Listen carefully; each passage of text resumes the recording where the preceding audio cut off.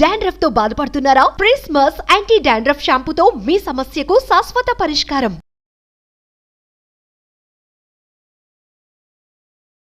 Cancer ఒకప్పుడు వృద్ధుల్లో మాత్రమే వచ్చేది.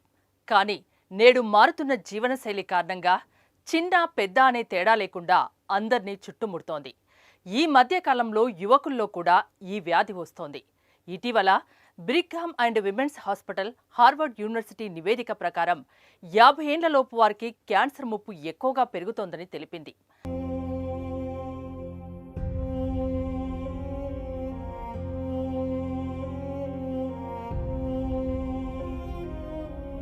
డాక్టర్ గారు, మేము రోజూ వింటున్నాం క్యాన్సర్ కేసులు ర్యాపిడ్గా పెరుగుతున్నాయని. ఎక్కడికి వెళ్ళినా క్యాన్సర్ మాటే ఎక్కువగా వినిపిస్తోంది. నిజంగా ఈ క్యాన్సర్ ఇంత ర్యాపిడ్గా ఎందుకు పెరిగిపోతోంది? అసలు ఈ క్యాన్సర్ పెరగడానికి గల కారణాలేంటి? మీరు అనేది చాలా కరెక్ట్ అండి. క్యాన్సర్ ఇన్సిడెన్స్ చాలా ర్యాపిడ్గా పెరిగిపోతుంది. భారతదేశంలోనే కాదు, ప్రపంచం అంతా పెరిగిపోతుంది. భారతదేశంలో అఫీషియల్ స్టాటిస్టిక్స్ ప్రకారం, అంటే Indian council for medical research New Delhi వారి స్టాటిస్టిక్స్ ప్రకారం 2022లో మోర్ దాన్ 15 lakh కొత్త క్యాన్సర్ కేసెస్ భారతదేశంలో డయాగ్నోస్ చేయబడ్డాయి. భారతదేశం population approximately 142 crores. China population కూడా ఈక్వల్లీ 140 crores, మనకన్నా 1 crore తక్కువ ఉందేమో. బట్ చైనాలో more than 36 lakh new cancer cases కనుగొనబడ్డాయి. భారతదేశంలో ఇప్పటికీ కూడా cancer is not a notifiable disease. అంటే వాళ్ళు మార్నింగ్ నేను కొత్త క్యాన్సర్ పేషెంట్ డయాగ్నోస్ చేశాను అనుకోండి, నేను ఎవరికి ఇన్ఫార్మ్ చేయాల్సిన అవసరం లేదు. డైరెక్ట్గా క్యాన్సర్ కావాల్సిన ట్రీట్మెంట్ చేసేస్తే సరిపోతుంది. అదే ఉదాహరణ కరోనా కేసు చూశాను అనుకోండి, పొరపాటున పొద్దున్నే వెంటనే మున్సిపల్ అథారిటీస్కి, హెల్త్ అథారిటీస్కి వెబ్లో అదే అప్లోడ్ చేయాల్సి ఉంటుంది. So corona is a notifiable disease. అలా క్యాన్సర్ని కూడా మనం నోటిఫైబుల్ డిసీజ్ కనుక చేసినట్టయితే మన డాక్టర్లు, సైంటిస్టులు అందరూ కూడా క్యాన్సర్ ఇన్సిడెన్స్ భారతదేశంలో 15 లక్షలకి డబుల్ ఉంటుందని అనుకుంటున్నారు. చాలా చోట్ల it is going unnoticed, unrecorded వెళ్ళిపోతున్నాయి. అన్ని చోట్ల డయాగ్నోస్ అవుతుంది, ట్రీట్మెంట్ అయిపోతుంది. పాపులేషన్ బేస్డ్ రిజిస్ట్రీలు కొన్ని మెట్రోపాలిటన్ సిటీస్లో తప్ప, ఇంక్లూడింగ్ మన హైదరాబాద్ సిటీలో కూడా లేదు. అందువల్ల క్యాన్సర్ ఇన్సిడెన్స్ కరెక్ట్గా చెప్పలేము. బట్ క్యాన్సర్ ఇన్సిడెన్స్ అంటే సంవత్సరానికి వచ్చే కొత్త క్యాన్సర్ కేసెస్ రోజు రోజుకి పెరిగిపోతున్నాయి. అన్నిటికన్నా క్యాన్సర్ ఇన్సిడెన్స్ ఈ breast cancer, gastro intestinal track అంటే అన్నవాహిక, జీర్ణాశయము, ఆ తర్వాత ఇంటెస్టైన్స్, చిన్న పేగులు, పెద్ద పేగులు, లివరు, ప్యాంక్రాస్, ఇవన్నీ కూడా గ్యాస్ట్రో ఇంటెస్టైనల్ ట్రాక్ కింద పరిగణించాల్సి ఉంటుంది. సో ఈ జిఐ ట్రాక్ట్ క్యాన్సర్లు అలాగే బ్రెస్ట్ క్యాన్సర్స్ చాలా ర్యాపిడ్గా పెరుగుతున్నాయి. జిఐ ట్రాక్ట్ క్యాన్సర్స్ ఒక 2,50,000 ఉన్నట్టయితే బ్రెస్ట్ క్యాన్సర్స్ 2,24,000 బ్రెస్ట్ క్యాన్సర్స్ భారతదేశంలో డయాగ్నోస్ అవుతున్నాయి 2022 స్టాటిస్టిక్స్ ప్రకారం. అంటే ప్రతి 4 నిమిషాలకి ఒక స్త్రీ బ్రెస్ట్ క్యాన్సర్ డయాగ్నోస్ చేయబడుతున్నారు. ప్రతి 6 నిమిషాలకి ఒక స్త్రీ గర్భసంచి ముఖద్వార క్యాన్సర్ వలన ప్రాణం కోల్పోతున్నారు. సో ఈ 2 క్యాన్సర్లే సింహభాగం ఆక్యుపై చేస్తున్నాయి. సో ఇలా క్యాన్సర్ ఇన్సిడెన్స్ ర్యాపిడ్గా పెరిగిపోతుంది. అందువల్ల ఈ క్యాన్సర్ని రాకుండా చేసుకోవడానికి మనం గవర్నమెంట్ కూడా ప్రయత్నాలు చేయాల్సి ఉంటుంది. డాక్టర్ గారు, క్యాన్సర్ ర్యాపిడ్గా పెరిగిపోతుందని మీరే చెప్తున్నారు కదా. అయితే WHO సర్వే ప్రకారం అత్యధిక మరణాలు ఈ క్యాన్సర్తోనే సంభవిస్తున్నాయని మనకు తెలుస్తోంది. ఇలా ఎందుకు అవుతుంది అసలు? క్యాన్సర్ రావడానికి అనేక రకాలైన కారణాలు ఉన్నాయి. అందులో మోస్ట్ ఇంపార్టెంట్ 2 జెనెటిక్ ఫ్యాక్టర్స్, అంటే జన్యుపరమైన కారణాలు. రెండోది ఎన్విరాన్మెంటల్ ఫ్యాక్టర్స్, అంటే మన చుట్టూ ఉన్న మన ఎన్విరాన్మెంట్లో ఉండే ఫ్యాక్టర్స్. సో ఇందులో జన్యుపరమైన కారణాలని పూర్తిగా సైంటిస్ట్ కూడా అనలైజ్ చేయలేకపోయారు. అంటే ఎటువంటి హిస్టరీ లేనటువంటి, స్మోకింగ్ హిస్టరీ లేనటువంటి 12 ఏళ్ళ ఆడపిల్లకి కూడా లంగ్ క్యాన్సర్ చూస్తున్నాము. ఒక 80 సంవత్సరాలు స్మోక్ చేసిన వాళ్ళకి హ్యాపీగా బ్రతికేస్తున్నారు. సో ఈ 2 కూడా ఇంపార్టెంటే. జన్యుపరమైన కారణాలు ప్రబలంగా ఉన్నట్టయితే ఎన్విరాన్మెంటల్ ఫ్యాక్టర్స్ మనం డిస్కస్ చేయబోతున్నాం. ఏమీ లేకపోయినప్పటికీ కూడా 12 ఏళ్ళ ఆడపిల్ల కూడా లంగ్ క్యాన్సర్ రావచ్చు. జన్యుపరమైన కారణాలు ప్రబలంగా ఉన్నట్టయితే ఇలా వస్తుంది. జన్యుపరమైన కారణాలు అసలు ఏమీ లేకపోతే స్మోక్ చేసినా క్యాన్సర్ రాకపోవచ్చు. సో ఈ రెండింటి యొక్క కలిస్తే కనుక క్యాన్సర్ వచ్చే అవకాశాలు ఎక్కువ అవుతాయి. అన్ని రకాల జన్యుపరమైన కారణాలు, జెనెటిక్ ఫ్యాక్టర్స్ని సైంటిస్ట్ ఐడెంటిఫై చేయలేకపోయారు ఇంతవరకు. కొన్ని మనకి డెఫినెట్గా తెలుసు. Famous example Hollywood movie heroine Angelina Jolie. వారి తల్లిగారికి ట్రిపుల్-నెగటివ్ బ్రెస్ట్ క్యాన్సర్ ఉందని వారికి 30 ఏళ్ల వయసులోనే వారు BRCA1, BRCA2 testing, genetic testing చేయించుకొని 2 పాజిటివ్ ఉన్నదని తెలుసుకొని 31 ఏళ్ల వయసుకే 2011లోనే 2 బ్రెస్ట్లు తీయించేసుకున్నారు, 2 ఓవరీలు కూడా తీయించేసుకున్నారు. దానినే hereditary breast ovarian cancer syndrome అంటారు. అంటే ఈ సిండ్రోమ్ ఉన్న వాళ్ళు ఖచ్చితంగా 100% బ్రెస్ట్ క్యాన్సర్ వస్తుంది, 70% ఓవేరియన్ క్యాన్సర్ వస్తుంది. అందుకని ముందుగానే తీయించేసుకున్నారు వారు. ఇలా ఈ BRCA1 BRCA2 టెస్టింగ్ మనం రెగ్యులర్గా చేస్తున్నాము. అనేక మంది ఎస్పెషలీ ఓవేరియన్ క్యాన్సర్ పేషెంట్స్కి చిన్న వయసులో బ్రెస్ట్ క్యాన్సర్ వచ్చినప్పుడు తల్లిదండ్రుల్లో తండ్రి గారికి కూడా, ఎస్పెషలీ తండ్రి గారికి కనుక ఉన్నట్టయితే, మగవాళ్ళలో కనుక ఉన్నట్టయితే వాళ్ళ ఫ్యామిలీలో అందరికీ కూడా ఈ BRCA1 BRCA2 టెస్టింగ్ చేయించుకోవాల్సి ఉంటుంది. అలాగే ఇంకా ఇతర జీన్స్ కూడా ఉన్నాయి. RET gene for medullary carcinoma thyroid, FAP gene for colonic cancer, hereditary cancer gene profiling కూడా చేస్తున్నాం. ఇప్పుడు సైంటిస్టులు ఇప్పుడు ఐడెంటిఫై చేయగలిగారు మన బాడీలో అబౌట్ 22,000 ప్రోటాన్ కోడింగ్ జీన్స్ ఉంటాయి. Equally good number of non protein coding genes ఉంటాయి. అందులో సైంటిస్టులు ఒక 500 to 600 ఆంకోజీన్స్ అంటే క్యాన్సర్ కారక జన్యువులను ఐడెంటిఫై చేశారు. ఇప్పుడు సైంటిస్టులు బిలీవ్ చేస్తుంది ఏంటంటే ఈ 500 to 600 క్యాన్సర్ కారక జన్యువుల్లో వచ్చే మార్పుల వల్లనే క్యాన్సర్ వస్తుంది ప్రతి వాడికి కూడా, అంటే ప్రతి మనిషికి కూడా. ఇప్పుడు సైన్స్ అవైలబుల్గా ఉంది. నెక్స్ట్ జనరేషన్ సీక్వెన్సింగ్ ద్వారా ఏ క్యాన్సర్ మ్యూటేషన్ వల్ల, ఏ జన్యుపరమైన మ్యూటేషన్ వలన ఈ క్యాన్సర్ వచ్చింది అని తెలుసుకునే ఫెసిలిటీ కూడా ఇప్పుడు మనకు అందుబాటులో వచ్చింది. కానీ అన్ని జన్యుపరమైన మ్యూటేషన్స్కి డ్రగ్స్ అవైలబుల్గా లేవు. కొన్ని ఉన్నాయి. ఇప్పుడు లంగ్ క్యాన్సర్కి EGFR మ్యూటేషన్ టెస్టింగ్, ALK1, అలాగే ROS1 టెస్టింగ్, అలా కొన్ని టెస్టులు ఉన్నాయి ఇప్పుడు. బట్ అన్ని క్యాన్సర్స్కి డ్రగ్స్ అందుబాటులో లేవు. దీన్నే డ్రగబుల్ మ్యూటేషన్ అంటాం. అలాగే కొన్నిసార్లు 2-3 మ్యూటేషన్స్ ఉండొచ్చు. అప్పుడు డ్రైవర్ మ్యూటేషన్, ఏది డ్రైవ్ చేసింది ఈ క్యాన్సర్ రావడానికి. ఒకే శరీరంలో ఒకే క్యాన్సరు 2-3 చోట్ల ఉన్నట్టయితే ప్రతి దాంట్లో కూడా మ్యూటేషన్ వేరుగా ఉండవచ్చు. Cancer cells are much smarter than scientist. అలా మార్పులు చెందుతూ ఉంటాయి అవి. అందువల్ల ట్రీట్మెంట్ కూడా పెద్దగా లొంగవు. సో ఈ జన్యుపరమైన మ్యూటేషన్ అనేది ఒక ఇంపార్టెంట్ కారణం. బట్ ఎన్విరాన్మెంటల్ ఫ్యాక్టర్స్ చాలా ఇంపార్టెంట్. ఇది మనం మాడిఫై చేసుకోవాలి. ఎందుకంటే this going to be very difficult in modern world.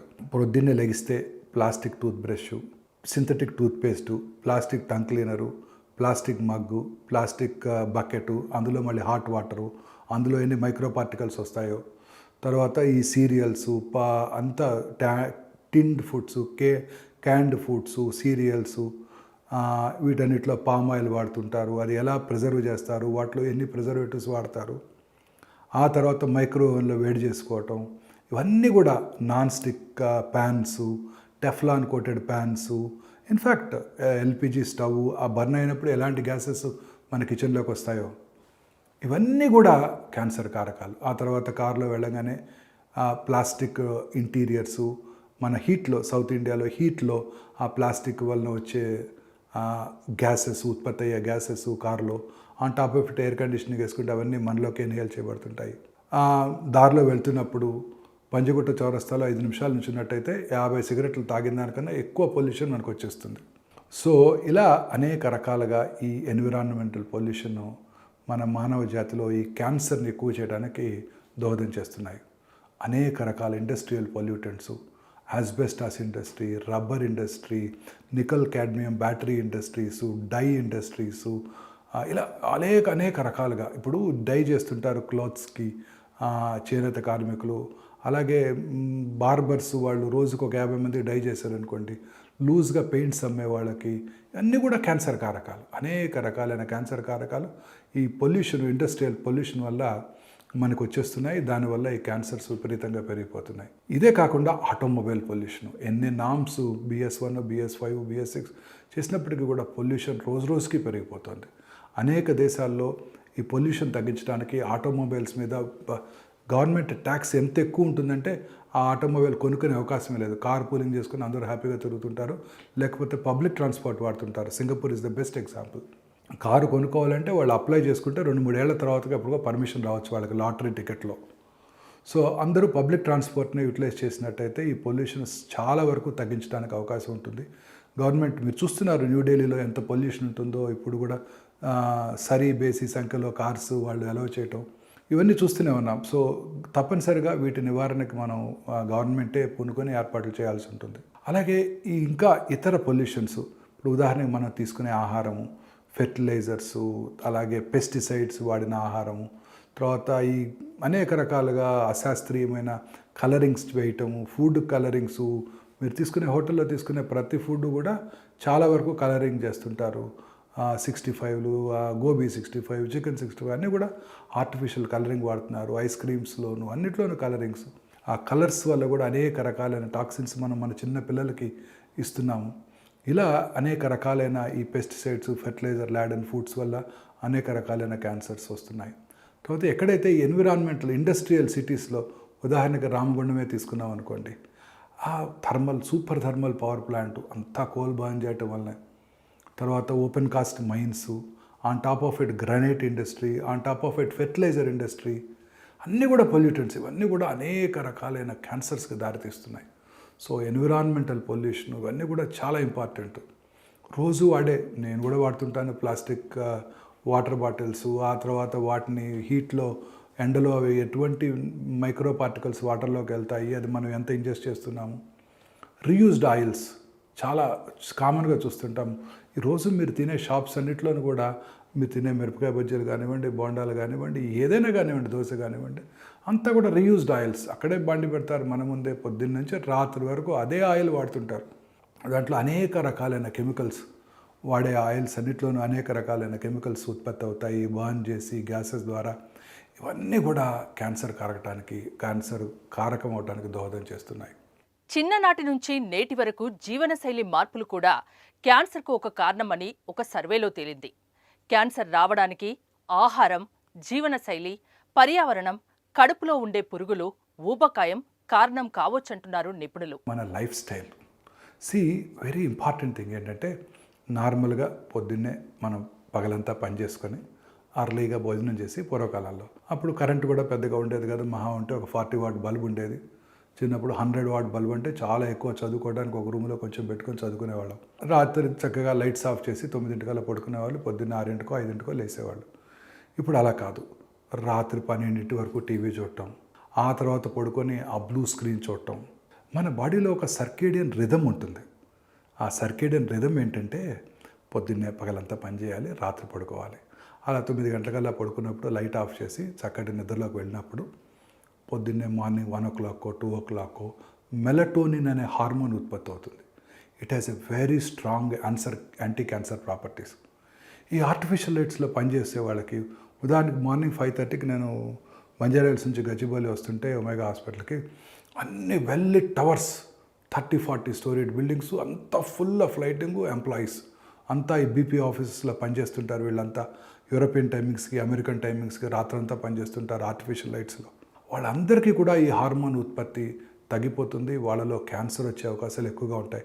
ముఖ్యంగా స్త్రీలలో breast cancer, colon cancer, stomach cancer, అన్ని రకాల క్యాన్సర్స్, ఎండోమెట్రియల్ క్యాన్సరు, ఇవన్నీ వచ్చే అవకాశాలు ఎక్కువ ఉంటాయి. వీఆర్ ఫైటింగ్ విత్ నేచర్తో ఫైట్ చేస్తున్నాం మనం. అందువల్లనే రాత్రిపూట అంతా 11-12 దాకా టీవీ చూడటం, ఆ తర్వాత పడుకోవటం, మళ్ళీ ఆ తర్వాత మొబైల్ స్క్రీను, మొబైల్ ఫోను, వాటిలో మెసేజెస్, వాటిలో యూట్యూబ్స్ చూడటం, వీటన్నిటి వల్ల కూడా నిద్ర డిస్టర్బ్ అవుతుంది. ఆ ఆర్టిఫిషియల్ లైట్ వలన మెలటోనిన్ హార్మోన్ ఉత్పత్తి తగ్గిపోతుంది. అందుకే వెల్ ఇల్యూమినేటెడ్ రూమ్స్లో అస్సలు పడుకోకూడదు. బెడ్ లైట్ కూడా preferably white light, blue light పెట్టుకోకుండా చిన్న రెడ్ లైట్, అతి తక్కువ అవసరమైతే అది కూడా, లేకపోతే ఎర్లీగా డార్క్ ఎన్విరాన్మెంట్లో కనుక పడుకున్నట్టయితే చక్కగా పొద్దున్నే ఆ యాంటీ క్యాన్సర్ హార్మోన్ ఉత్పత్తి అయ్యి క్యాన్సర్స్ రాకుండా కాపాడుతుంది. సో ఇదంతా కూడా లైఫ్ స్టైల్ మార్పులు. 12 దాకా టీవీ చూడటం, పొద్దున్నే చదువుకునే వాళ్ళు కూడా చదువుకుంటారు. ఆఫ్ కోర్స్ ఎక్కువ రోజులు అన్ని గంటలు చదవం. బట్ ఈ మొబైల్ స్క్రీన్స్ రాత్రిపూట తప్పనిసరిగా, ఇప్పటి నుంచే పిల్లలకే ఈ మొబైల్ స్క్రీన్స్, 5 ఏళ్ళు 6 ఏళ్ల పిల్లలే మొబైల్ స్క్రీన్స్ చూస్తున్నారు. లేటుగా పడుకుంటున్నారు పిల్లలు కూడా. వీళ్ళందరికీ కూడాను లాంగ్ టర్మ్లో క్యాన్సర్ వచ్చే అవకాశాలు ఎక్కువగా ఉంటాయి. చిన్నప్పటి నుంచి అధిక బరువు ఉన్న వారికి కూడా క్యాన్సర్ వచ్చే రిస్క్ ఎక్కువగా ఉంటుందని నిపుణులు చెప్తున్నారు. మరి ఏ క్యాన్సర్లు ఎక్కువగా పెరుగుతున్నాయి? డాక్టర్తో ఒకసారి మాట్లాడదాం. ఇంకొక అతి ముఖ్యమైన కారణం క్యాన్సర్ రావడానికి ఒబిసిటీ, ఊబకాయం. ఈ ఫాస్ట్ ఫుడ్స్, అన్నిటికన్నా ఫాస్ట్ ఫుడ్స్ ఎక్కువ తీసుకుంటుంటారు. ఈ ఫాస్ట్ ఫుడ్స్ అన్నిట్లో కూడా హై ఫ్యాట్స్ ఎక్కువ ఉంటాయి. వాటిలో కూడా సాచురేటెడ్ ఫ్యాట్స్ ఎక్కువగా ఉంటాయి. మనకు అవన్నీ కూడా క్యాన్సర్ దోహదం కలిగజేస్తాయి. అవన్నీ కూడా అనేక రకాల ప్రిజర్వేటివ్స్ వాడి దాంతోపాటు అది తీసుకోవడం వల్ల అవన్నీ కూడా మన బాడీకి హాని చేస్తాయి, క్యాన్సర్ రావడానికి దోహదం చేస్తాయి. కేక్స్, బేకరీ ఐటమ్స్, కన్ఫెక్షనరీస్ అన్నీ కూడాను, పెటిసరీ అన్నీ కూడాను మైదాతో తయారు చేసే ఉంటాయి. ఇవన్నీ కూడా high calorie, high lot of sugary items, carbohydrates సమపాళ్ళలో తీసుకోవాలి. అన్నీ కూడా కార్బోహైడ్రేట్స్, ప్రోటీన్, ఫ్యాట్ అన్ని సమపాళ్ళలో తీసుకున్నట్టయితే మనకి ప్రాపర్గా డైజెషన్ బాగుంటుంది. అలాగే ఊబకాయం రాకుండా కూడా చూసుకోవడానికి అవకాశం ఉంటుంది. ఈ obesity is a very important factor in the aetiology of cancer. అనేక రకాలైన క్యాన్సర్స్, జీర్ణాశయ cancers, colon cancers, breast cancers, endometrial cancers ఊబకాయం ఉన్న వాళ్ళలో ఎక్కువగా వస్తుంటాయి. సో ఇది చాలా ఇంపార్టెంట్. ఈ ఫ్యాటీ ఫుడ్స్, క్యాండ్ ఫుడ్స్ అన్నీ అవాయిడ్ చేయటం. అనేక రకాలైన కెమికల్స్ వాడుతుంటారు ఈ హోటల్స్లో వాడే ఫుడ్స్లో, కలరింగ్ కోసం, టేస్ట్ కోసం, అజినమోటో అవన్నీ కూడా క్యాన్సర్ కారక పదార్థాలే. ఇవన్నిటిని అవాయిడ్ చేయాల్సి ఉంటుందన్నమాట.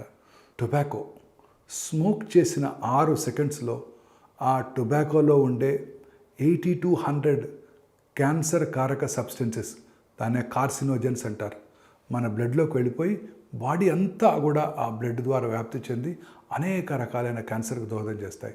టొబాకో స్మోకింగ్ ఒక లంగ్ క్యాన్సరు, ఓరల్ క్యాన్సర్సు, తర్వాత స్వరపేటిక క్యాన్సరు కానే కాదు, మిగతా బాడీ అంతా కూడా క్యాన్సర్ వచ్చే అవకాశాలు ఎక్కువగా ఉంటాయి. బ్లాడర్ క్యాన్సర్సు, ప్యాంక్రియాటిక్ క్యాన్సర్సు, ఇంకా భారతదేశంలో గర్భసంచి ముఖద్వార క్యాన్సరు హ్యూమన్ పాపిలోమాటస్ వైరస్ వల్ల వస్తుందని మనకు తెలుసు. అదే అబ్రాడ్లో ఈ వైరస్ ఎక్కువగా వ్యాప్తి చెందినప్పుడు కూడా వాళ్ళలో లేడీస్లో క్యాన్సర్ ఎందుకు వస్తుందంటే స్మోకింగ్ చేసే స్త్రీలలో ఈ క్యాన్సర్ ఎక్కువ చూస్తున్నాం. అంటే ఇక్కడ మన నోటితో స్మోక్ చేస్తే ఆ కార్సినోజన్స్, క్యాన్సర్ కారక సబ్స్టెన్సెస్ సర్విక్స్, యూట్రైన్ సర్విక్స్ దగ్గర సెక్రిషన్లో సెక్రెట్ చేయబడి అక్కడ క్యాన్సర్ కలిగిస్తుంది. అంటే ఎంత పవర్ఫుల్లో చూడండి. సో చాలామంది ఈ టొబాకో నవ్వులుతూ ఉంటారు అనేక రకాలుగా, గుట్కా, కైని, తంబాకు, ఇలా రకరకాల ఏరియాస్లో రకరకాల పేర్లతో వాటిని పిలుస్తూ ఉంటారు. నోట్లో తిని దాన్ని ఊసేస్తాం కదా, మనకు క్యాన్సర్ రాదు అనుకుంటారు. నోట్లో ఉన్నప్పుడే ఫ్యూ సెకండ్స్లోనే ఆ గమ్స్ నుంచి, ఆ జింజివల్ మ్యూకజా నుంచి, బకల్ మ్యూకజా నుంచి, టంగ్ నుంచి బ్లడ్లోకి అబ్జార్బ్ చేయబడి నోట్లోనే కాకుండా శరీరంలో ఇతర భాగాల్లో కూడా క్యాన్సర్ కలిగించవచ్చు. దీన్నే స్మోక్లెస్ టొబాకో అంటారు. అంటే అనేక రకాలుగా దీన్ని ఇంజెస్ట్ చేస్తుంటారు. ఇవన్నీ కూడా క్యాన్సర్ని కలిగిస్తాయి. అలాగే alcohol is a very significant factor ఈ క్యాన్సర్ కలిగించడానికి. ఎస్పెషల్లీ ఈ రెండు కలిసినట్టయితే సినర్జిస్టిక్ ఎఫెక్ట్. అంటే స్మోకింగ్ చేస్తే 100కు 40 మందికి వస్తుంది క్యాన్సరు, ఆల్కహాల్ తాగితే 100కు 10 మందికి వస్తుంది, రెండు చేస్తే 100కి 80 మందికి వస్తుంది, 50 కాదు 80 మందికి వస్తుంది. సినర్జిస్టిక్ ఎఫెక్ట్ ఉంది. అంటే రెండు కలిసి ఇంకా potent aetiological factor for cancer causation అనమాట. ఇది చాలా ఇంపార్టెంట్. దురలవాట్లన్నిటికీ దూరంగా ఉండటం. అనేక రకాలైన క్యాన్సర్స్ ఈ టొబాకో స్మోకింగ్, ఆల్కహాల్ వలన చూస్తున్నాము. వీటికి దూరంగా ఉన్నట్టయితే భారతదేశంలో ఎస్పెషల్లీ సౌత్ ఇండియాలో టొబాకో కనుక బ్యాన్ చేసినట్టయితే పార్లమెంట్ యాక్ట్ ప్రకారం ఇవాళ సౌత్ ఇండియాలో పురుషుల్లో వచ్చే 40% క్యాన్సర్స్ని మనం పూర్తిగా నివారించవచ్చు. క్యాన్సర్ రాకుండా చేసుకోవాలంటే ప్రస్తుతం వ్యాక్సిన్లు అందుబాటులోకి వచ్చాయి. ఈ వ్యాక్సిన్లు పెళ్లికి ముందు తీసుకుంటే మంచిది. వీటితో పాటు క్యాన్సర్ స్క్రీనింగ్ పరీక్షలు కూడా ఎంతో ముఖ్యం. భారతదేశంలో అత్యధికంగా కనబడే క్యాన్సర్ సర్వైకల్ క్యాన్సర్, గర్భసంచి ముఖద్వార క్యాన్సర్. దీనికి ఇంపార్టెంట్ కాజు హ్యూమన్ పాపిలోమాటస్ వైరస్. ఈ హెచ్పివి వైరస్ ఎక్కువగా వ్యాప్తి చెందుతుంది. దక్షిణ భారతదేశంలోనే ఎక్కువ, తీర ప్రాంత ప్రజలు ఎక్కువ ఎందుకు చూస్తున్నామంటే హ్యూమిడ్ ఎన్విరాన్మెంట్, అంటే తేమ కలిగిన వాతావరణంలో ఈ వైరస్ ఎక్కువగా వ్యాప్తి చెందుతుంది. ముఖ్యంగా సోషల్లీ, ఎకనామికల్లీ బ్యాక్వర్డ్ పీపుల్లో పరిశుభ్రత, హైజీన్ పాటించినప్పుడు అక్కడ ఈ పీరియడ్స్ టైంలో అక్కడ ఇన్ఫెక్షన్స్ ఎక్కువైపోయి అది క్యాన్సర్కి దోహదం చేస్తుంటాయి అన్నమాట. అదే రిచ్ పీపుల్లో ఈ క్యాన్సర్ మనం చూడం, గర్భసంచి ముఖద్వార క్యాన్సర్. వాళ్ళలో ఎండోమెట్రియల్ క్యాన్సర్ అంటే బాడీ ఆఫ్ యూటరస్ క్యాన్సర్ ఎక్కువగా చూస్తుంటాం. సో ఈ గర్భసంచి ముఖద్వార క్యాన్సర్ రావడానికి ముఖ్య కారణము ఈ హ్యూమన్ పాపిలోమాటస్ వైరల్ ఇన్ఫెక్షన్. ఈ వైరల్ ఇన్ఫెక్షన్ కనుక మనం ప్రివెంట్ చేసినట్టయితే, అంటే మన ఆడపిల్లలందరికీ 10 ఏళ్ళు వచ్చినప్పుడు, అంటే వైరస్ రాకముందే ఈ వ్యాక్సిన్ కనుక ఇచ్చినట్టయితే, 3 డోసుల వ్యాక్సిన్ కనుక ఇచ్చినట్టయితే, మనం మసూచిని, పోలియోని ఎట్లా రూపుమాపామో, ఎట్లా దాన్ని రాకుండా చేసామో, ఇట్లా సర్వైకల్ క్యాన్సర్ని కూడా మనం రాకుండా చేసుకోవచ్చు. ఈ సర్వైకల్ క్యాన్సర్ వైరస్, అదే పాపిలోమాటస్ వైరస్, అది ఎలా ఉంటుందంటే అది సర్వైకల్ ఎపిథీలియంలోకి వెళ్ళి ఆ సెల్ లోపల ఉంటుంది. సెల్ లోపల ఉన్నట్టయితే ఏమవుతుంది, మన బాడీ డిఫెన్స్ మెకానిజమ్స్ దాన్ని గుర్తించలేవు. అందుకని యాంటీబాడీస్ తయారవ్వవు. దానికి యాంటీబాడీస్ తయారవునప్పుడు రిపీటెడ్ ఇన్ఫెక్షన్స్ వస్తాయి. ఉదాహరణ కరోనా వచ్చిందనుకోండి, మనకు వెంటనే కరోనాకి యాంటీబాడీస్ తయారవుతుంది. సెకండ్ టైం కరోనా వచ్చినట్టయితే మనం దాన్ని చక్కగా ఎదుర్కోగలం. మరి హ్యూమన్ పాపులోమేటస్ వైరస్ ఇంట్రాసెల్యులర్గా ఉండటం వల్ల మన బాడీ డిఫెన్స్ మెకానిజమ్స్, మన వైట్ సెల్స్ దాన్ని గుర్తించలేవు, అందువల్ల దానికి యాంటీబాడీస్ తయారవ్వవు. వేరేజ్ వ్యాక్సిన్ కనుక ఇచ్చినట్టయితే యాంటీబాడీస్ తయారవుతాయి. మన ఆడపిల్లలందరికీ 10 ఏళ్ళు రాగానే సెల్ ఫోన్ గిఫ్ట్ ఇచ్చే బదులు ఈ వ్యాక్సిన్ అంతకన్నా తక్కువ ఖరీదులో వచ్చే వ్యాక్సిన్ కనుక గిఫ్ట్ చేసినట్టయితే మనము ఖచ్చితంగా ఈ క్యాన్సర్ రాకుండా చేసుకోవచ్చు. ఈ ఇయర్ బడ్జెట్లోనే ఈ సర్వైకల్ క్యాన్సర్ వ్యాక్సిన్ కూడా యూనివర్సల్ ఇమ్యునైజేషన్ ప్రోగ్రాంలో ఇంక్లూడ్ చేసి మన భారతదేశంలో పుట్టిన ప్రతి ఆడపిల్లకి ఈ వ్యాక్సిన్ ఇచ్చే పథకాన్ని ప్రవేశపెట్టబోతున్నారని మన ఫైనాన్స్ మినిస్టర్ గారు చెప్పారు. దీనివల్ల ఖచ్చితంగా ఈ సర్వైకల్ క్యాన్సర్ వలన మోర్టాలిటీని మనం పూర్తిగా తగ్గించగలుగుతాము. రెగ్యులర్గా ఫ్రెష్ ఫ్రూట్స్ ఎక్కువగా తీసుకుంటూ, వెజిటబుల్స్ ఎస్పెషల్లీ గ్రీన్స్ ఎక్కువగా తీసుకుంటూ, రెడ్ మీట్ అనేది చాలా తక్కువగా తీసుకుంటూ, తర్వాత దురలవాట్లకి దూరంగా ఉంటూ, టొబాకో స్మోకింగు, ఆల్కహాల్ వీటికి దూరంగా ఉండటం, ఇవన్నీ కూడా రెగ్యులర్గా ఎక్సర్సైజ్ చేస్తూ లీన్ బాడీ మాస్ మెయింటైన్ చేసినట్టయితే క్యాన్సర్ కూడా దూరంగా ఉండడానికి అవకాశం ఉంటుంది. క్యాన్సర్ రాకుండా ఉండాలంటే ఇప్పటి వరకు మనం చెప్పుకున్న కారకాలకు దూరంగా ఉండాలి. వీలైనంత వరకు మనం ప్లాస్టిక్ని అవాయిడ్ చేయాలి. ప్లాస్టిక్ వాటర్ బాటిల్స్లో నీళ్లు తాగకుండా ఉండడం, ప్లాస్టిక్ కప్పుల్లో టీ తాగడం లాంటివి మానుకోవాలి. అలాగే can foods, steam foods avoid చేయాలి. మైక్రో ఓవెన్, రీయూజ్ ఆయిల్ వాడకం తగ్గించాలి. ఈ జాగ్రత్తలు తీసుకుంటే క్యాన్సర్ వ్యాప్తికి చెక్ పెట్టవచ్చు. సుమన్ టీవీలో మీ పర్సనల్ అండ్ బిజినెస్ ప్రమోషన్స్ కోసం కింది నెంబర్కి కాంటాక్ట్ చేయండి.